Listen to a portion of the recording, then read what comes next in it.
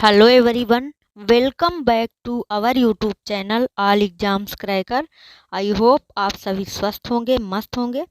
मध्य प्रदेश शिक्षक वर्ग 3 क्या रिजल्ट आ जाएगा। वर्ग 3 कैंडिडेट्स जिनको लगता है कि मैं सेफ स्कोर में हूँ, तो उनको अपने डॉक्यूमेंट रेडी कर लेने चाहिए, क्योंकि यदि जैसे ही रिजल्ट आ जाता है, अब नाम भी आ जाता है मेरिट लिस्ट में, फिर यदि डॉक्यूमेंट कंप्लीट नहीं होते तो हमें भाग दौड़ लगानी पड़ती है और लगता है कि ये मेरा डॉक्यूमेंट सही हो पाएगा या नहीं हो पाएगा।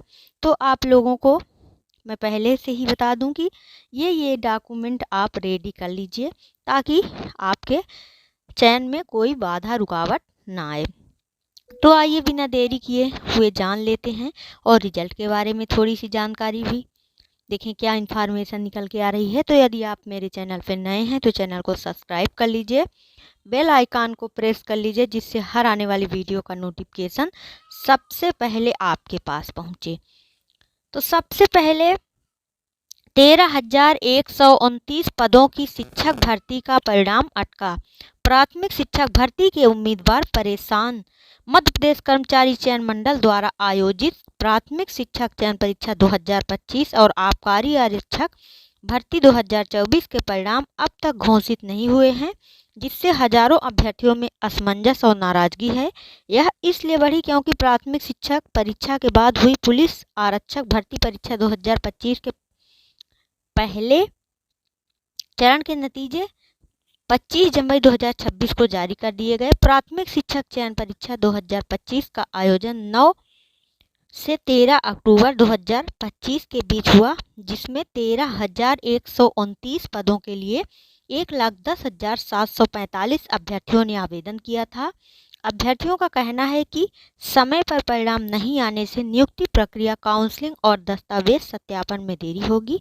दैनिक भास्कर ने भी परीक्षा नियंत्रक डॉक्टर हेमलता ईएसबी से जानने की कोशिश की गई। उन्हें कॉल किए गए, मैसेज किए, लेकिन उन्होंने जवाब देने से परहेज कर लिए हैं किया।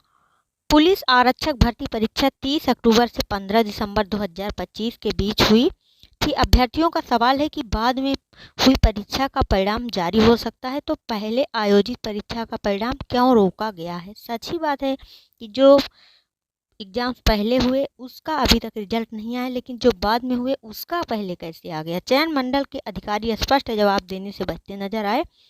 पीआरओ डॉक्टर विशाल जोशी ने बताया कि रिजल्ट फरवरी में आ जाएगा, लेकिन पहले ही अभी तो हाल फिलहाल जो करेक्शन के लिए लिंक ओपन की गई थी, अब वो क्लोज हो चुकी है, तो अभी तो थोड़ा सा रिजल्ट में टाइम लग सकता है, बट अब ज़्यादा नहीं लगना चाहिए। अब उसके बाद देख लेते हैं कि डॉक्यूमेंट के लिए कौन कौन से आपको डॉक्यूमेंट रेडी कर लेने चाहिए। तो सबसे पहले सत्यापन हेतु दस्तावेजों की सूची। प्राथमिक शिक्षक नियोजन दस्तावेज सत्यापन पत्रक, पीईबी द्वारा जारी अंक सूची, हाई स्कूल परीक्षा की अंक सूची।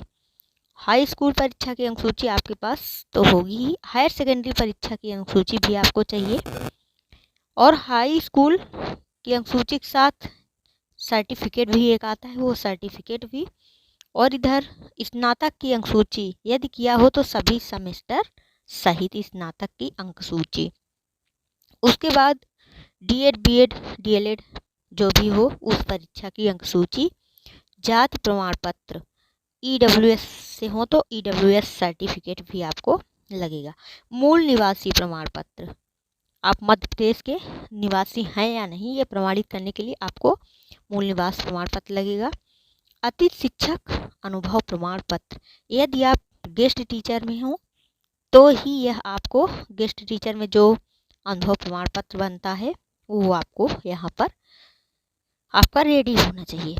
आधार कार्ड तो सभी के पास है, तो आपके पास आधार कार्ड होना चाहिए। इसके अतिरिक्त जो आपने फॉर्म फिलअप किया था वो आपके पास होना चाहिए, एंड आपके पास जो एडमिट कार्ड आया है वो एडमिट कार्ड भी उसके साथ में होना चाहिए। एडमिट कार्ड के अलावा आपने फॉर्म फिलअप करते समय जो फ़ोटो लगाया हुआ है वो फ़ोटो भी 3 से 4 फ़ोटो चाहिए। तो इस तरह से आपको सभी ये जो डॉक्यूमेंट हैं तो ओरिजिनल डॉक्यूमेंट ले जाना है और इसके साथ ही आपको 2-2 फ़ोटो कॉपी भी करवा लेनी है। इतना आपके पास होना ही चाहिए। तो अब आपके पास इनमें से जो भी डॉक्यूमेंट में थोड़ी सी, जैसे किसी के डॉक्यूमेंट में नाम को लेकर त्रुटियां हो जाती हैं, स्पेलिंग को लेकर डॉक्यूमेंट में कुछ लिखा रहता है, आधार कार्ड में कुछ लिखा रहता है, तो इस तरह से जो छोटी छोटी त्रुटियां हैं उन्हें आप सही करवा लीजिए।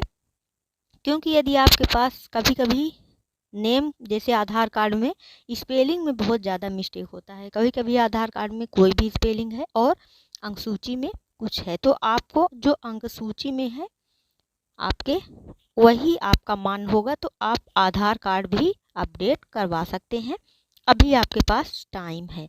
तो इस तरह आप छोटी छोटी त्रुटियों को ध्यान में रख के अपने डॉक्यूमेंट को कंप्लीट तैयार कर सकते हैं, जिससे कि जैसे ही आपको डीवी के लिए बुलाया जाए तो आपके डॉक्यूमेंट में एक भी त्रुटि ना रहे और आपका चयन हो जाए। तो इस तरह से आपको सभी डॉक्यूमेंट्स रेडी करके चलना है। अब जैसे ही कोई इन्फॉर्मेशन आएगी तो वीडियो के माध्यम से आप तक पहुंच जाएगी। तो यदि आप मेरे चैनल पर नए हैं तो चैनल को सब्सक्राइब कर लीजिए, बेल आइकन को प्रेस कर लीजिए, जिससे हर आने वाली वीडियो का नोटिफिकेशन सबसे पहले आपके पास पहुंचे। अब हम कुछ कट ऑफ का भी एनालिसिस कर लेते हैं। जैसे कि आप यदि नॉन गेस्ट हो तो नॉन गेस्ट में यदि आपके 70 मार्क्स हैं तो सेफ स्कोर में हैं, क्योंकि 70 मार्क्स एक अच्छा मार्क्स है। यूआर कैटेगरी से यदि आप हैं, 68 से 70 तक आपके मार्क्स हैं तो आप सेफ स्कोर में हैं। EWS OBC की बात करें तो यदि 65 से 68 तक मार्क्स हैं, आपके नंबर आ रहे हैं, तो आप सेफ स्कोर में हैं। SC ST की बात करें तो यदि ST में, पहले SC की बात कर लेते हैं। SC में जैसे कि 62 से 64 तक है तो आप सेफ स्कोर में हैं। इसी प्रकार SC की बात करें तो SC 57 से 60 तक यदि आपके मार्क्स हैं तो आप सेफ स्कोर में हैं। ये मेल कैंडिडेट का स्कोर था। यदि आप फीमेल कैंडिडेट हैं तो आप इससे 2 नंबर माइनस ही करके चलिए। जैसे आप यदि फीमेल हो, नॉन गेस्ट में हो, यूआर से हो, यूआर फीमेल के लिए लगभग 68 तक, 65 से 68 के बीच में यदि आप हैं तो सेफ स्कोर में है। इस तरह मतलब कि आप मेल कैंडिडेट से 2 नंबर कम लेकर चलिए क्योंकि फीमेल कैंडिडेट हो। वीडियो को अभी तक लाइक नहीं किया तो लाइक कर दीजिए, चैनल पे नए हैं तो सब्सक्राइब कर लीजिए। Thanks for watching. फिर मिलते हैं नेक्स्ट वीडियो में।